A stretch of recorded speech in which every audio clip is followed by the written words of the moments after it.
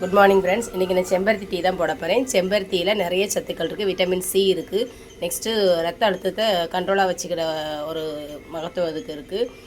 இதயத்துக்கு ரொம்ப நல்லது. பெண்களுக்கு அடிவேறு சம்மந்தமான நோய், அதாவது பெண்களுக்கு ஏற்படுற அந்த பிரச்சனைகளுக்கு இது ரொம்ப யூஸ்ஃபுல்லான ஒரு நல்ல டீயாக இருக்கும்.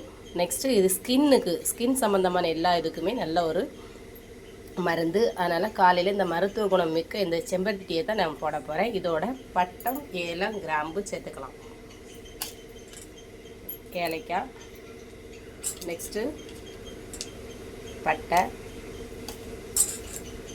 கிராம்பு இதெல்லாம் சேர்த்து நல்லா கொதிக்க வச்சு அதை அப்படியே வடிகட்டி குடிக்க போகிறோம். இதுதான் டீ.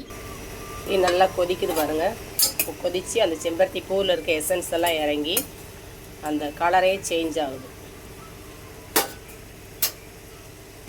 டீ கொதித்து வரும்போதே நல்ல வாசனையாக இருக்குது. காலையிலேயே புத்துணர்ச்சி தரக்கூடிய வாசனை மிக்க செம்பருத்தி டீ தயாராகிடுச்சு. இதை நம்ம இப்போ வடிகட்டி டம்ளரில் மாற்றிடலாம்.